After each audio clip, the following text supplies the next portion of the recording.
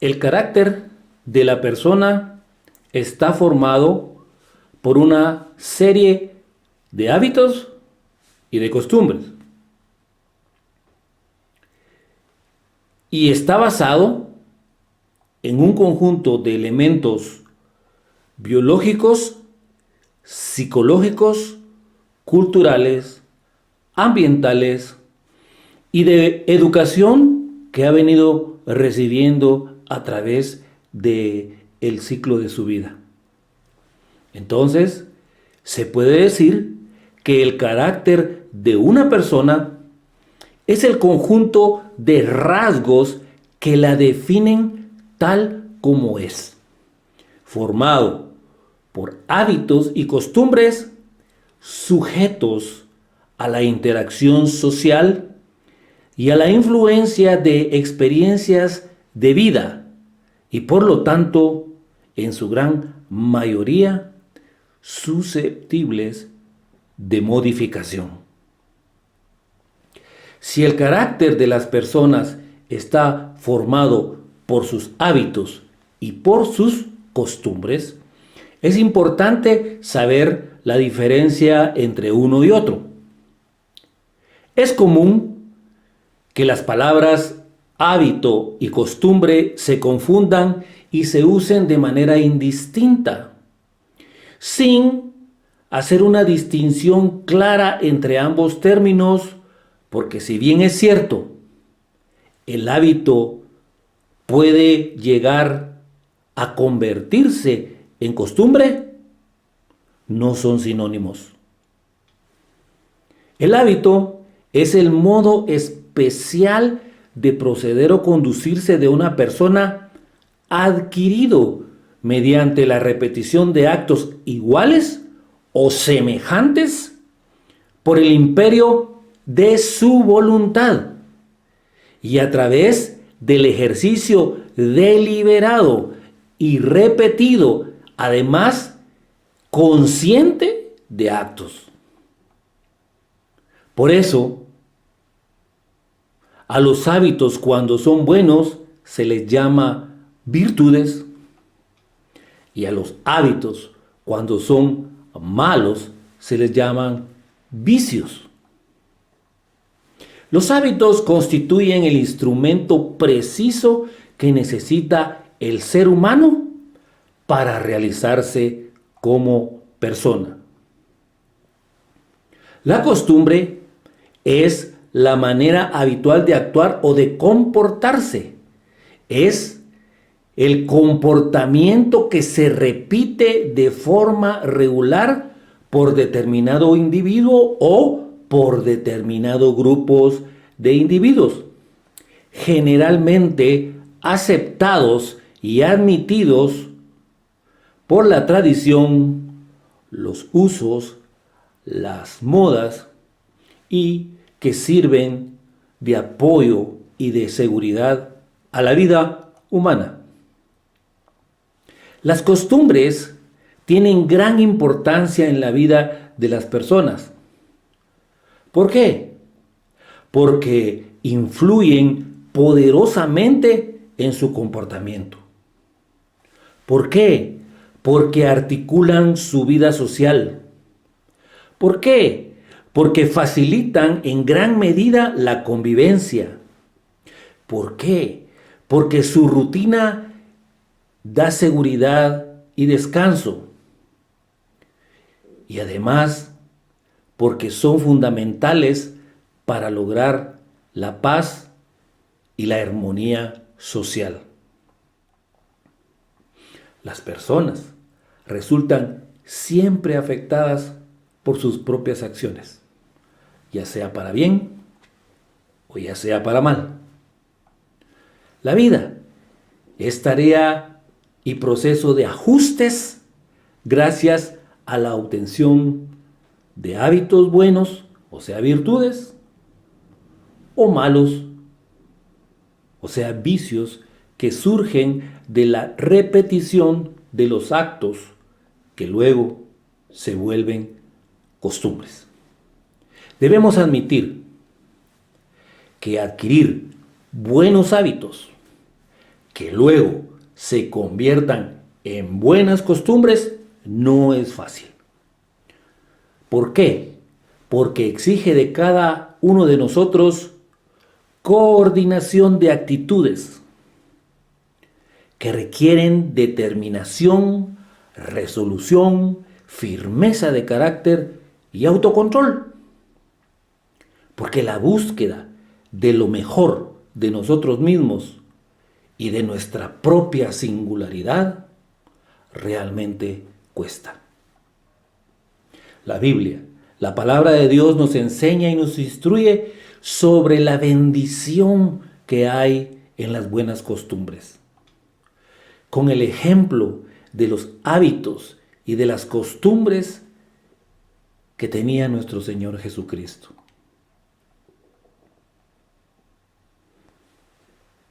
En Lucas, capítulo 22, versículos 39 al 42, encontramos el relato de nuestro Señor Jesucristo cuando ora en el Getsemaní, que dice: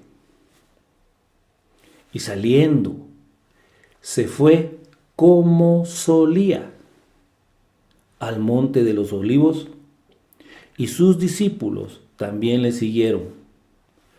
Cuando llegó a aquel lugar, le dijo: orad para que no entréis en tentación. Y él se apartó de ellos como a distancia de un tiro de piedra, y puesto de rodillas oró, diciendo: Padre, si quieres, pasa de mí esta copa, pero no se haga mi voluntad, sino la tuya.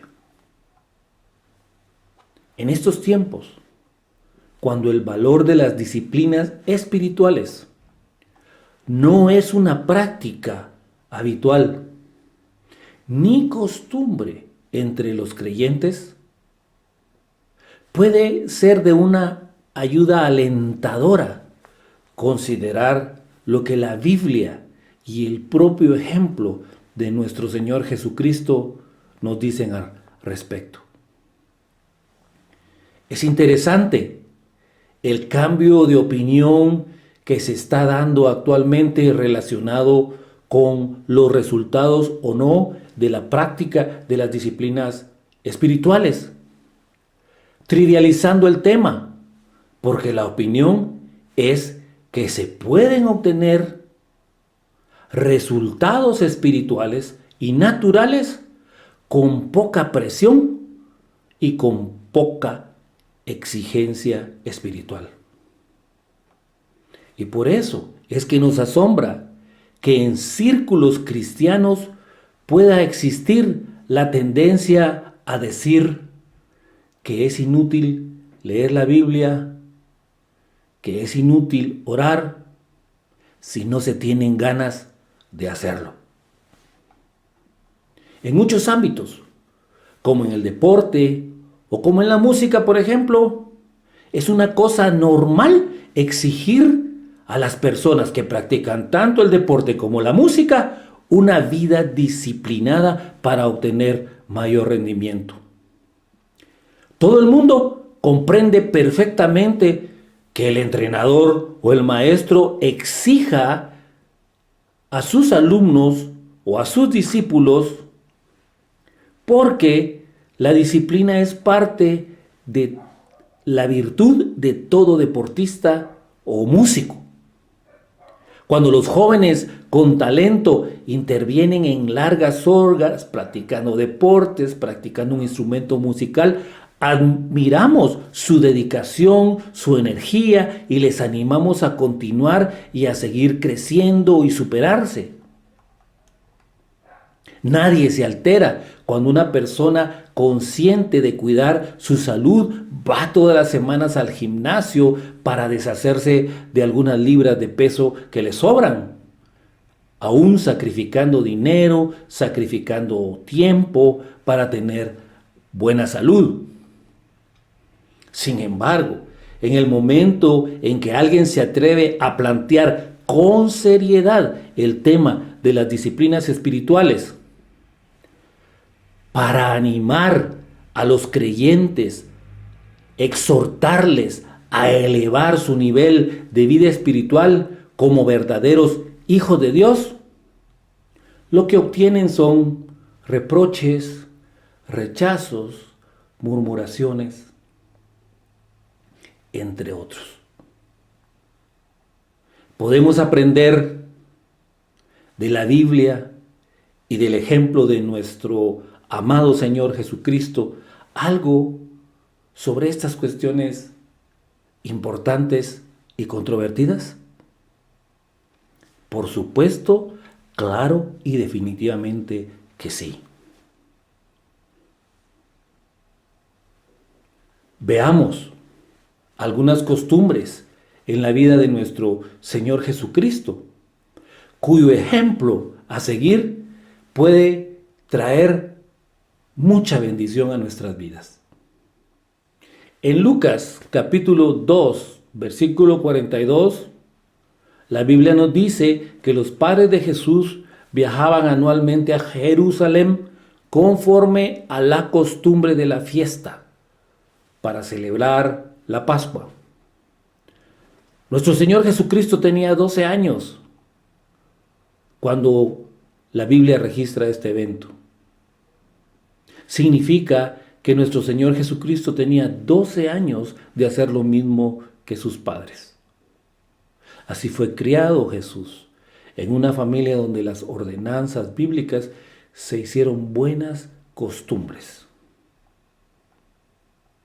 En Lucas capítulo 4, versículo 16 encontramos que a la edad de 30 años Jesús fue a la ciudad de Nazaret donde se había criado. Y en el día de reposo entró en la sinagoga conforme a su costumbre y se levantó a leer. Para nuestro Señor Jesucristo como adulto era normal ir a la sinagoga el día de reposo para oír la palabra de Dios. Sus padres le habían dado el ejemplo. Y por lo que leemos podemos creer que durante toda su juventud y durante estos años, entre los 12 y los 30, Jesús también practicó esa buena costumbre. En Lucas capítulo 22, versículo 39, encontramos que nuestro Señor Jesucristo se fue como solía al monte de los olivos. En Lucas capítulo 21, versículo 37, Nueva Versión Internacional, encontramos que Jesús también solía pasar la noche en el monte de los olivos. Y en Lucas capítulo 22, versículo 41, encontramos que en el monte de los olivos era el lugar donde Jesús se reunía con sus discípulos para orar. Es un hecho interesante que Judas entregara a nuestro Señor Jesucristo en el huerto del Getsemaní, que se encontraba en el monte de los olivos. El que le entregaba, Judas, conocía muy bien este lugar. Porque Juan capítulo 18, versículo 2, nos dice que ahí Jesús se había reunido muchas veces con sus discípulos. En Marcos capítulo 10, versículo 1, encontramos que nuestro Señor Jesucristo perseveraba en el trabajo del ministerio de la enseñanza. Y nos dice que cuando fue a la región de Judea y al otro lado del Jordán, y volvió al pueblo a juntarse con él, y de nuevo les enseñaba como solía. En estos pasajes encontramos 4 temas. El primero, la participación regular de nuestro Señor Jesucristo en la celebración de la Pascua. Segundo, la asistencia semanal de nuestro Señor Jesucristo a la sinagoga para escuchar y leer la palabra.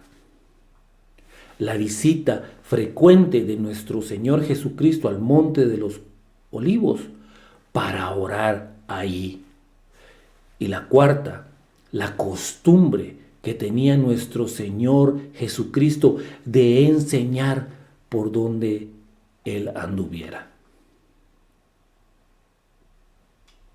Las bendiciones de orar.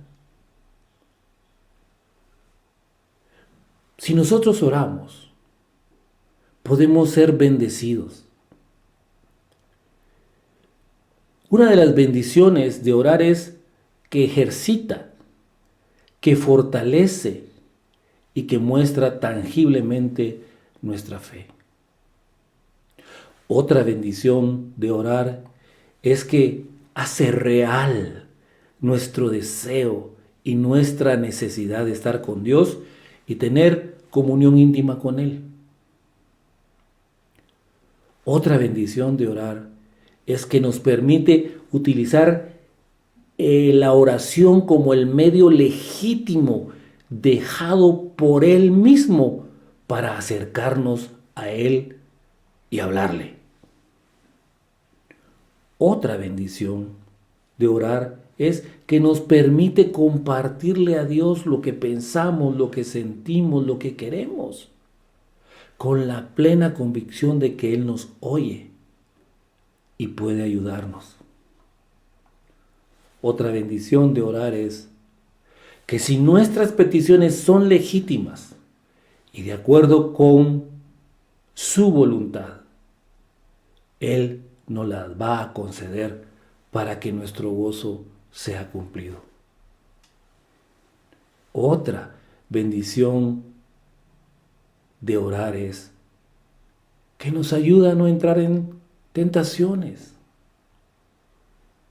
En las tentaciones en las que podemos estar expuestos y enfrentados todos los días. Nos trae paz. Nos ayuda a estar conscientes de nuestra relación con Dios. Y finalmente puede transformar nuestras vidas para bien, porque nos da una nueva perspectiva que siempre es la perspectiva de Dios. El carácter de una persona es el conjunto de rasgos que la definen tal como es. Formado por hábitos y costumbres, que sujetos a la interacción social y a la influencia de experiencias de vida, en su gran mayoría son susceptibles de ser modificados. Todos resultamos siempre afectados por nuestras propias acciones, ya sea para bien o para mal. La vida es una tarea de ajustes. Gracias a la obtención de unos hábitos buenos, o sea, virtudes, o cuando se ejercitan hábitos malos como vicios, que surgen de la repetición de actos, estos luego se van a volver costumbre. Debemos admitir que adquirir buenos hábitos, que luego se convierten en buenas costumbres, no es fácil, porque exige de cada uno de nosotros coordinación de actitudes, determinación, resolución, firmeza de carácter y autocontrol. Porque la búsqueda de lo mejor de cada uno de nosotros, de nuestra propia singularidad, es algo que cuesta. La Biblia, la palabra de Dios, nos enseña y nos instruye sobre la bendición que hay sobre las buenas costumbres, con el ejemplo de los hábitos y las costumbres de nuestro Señor Jesucristo, quien con su comportamiento es un maravilloso ejemplo alentador para entrenarnos en las disciplinas espirituales vitales especialmente la disciplina espiritual de la oración. El teólogo estadounidense Jonathan Edwards, que vivió entre el año 1703 y el año 1758, dijo: el ejemplo de Jesucristo es el único ejemplo absolutamente perfecto que ha habido entre los hombres. Por eso, es una pauta con la que tenemos que medir todos los demás ejemplos. Y solo debemos seguir y recomendar las inclinaciones, los sentimientos y actos de otras personas hasta donde sean seguidores de Jesús. Oremos. Padre, te damos gracias por tu maravillosa palabra. Palabra que siempre nos enseña, palabra que siempre nos instruye.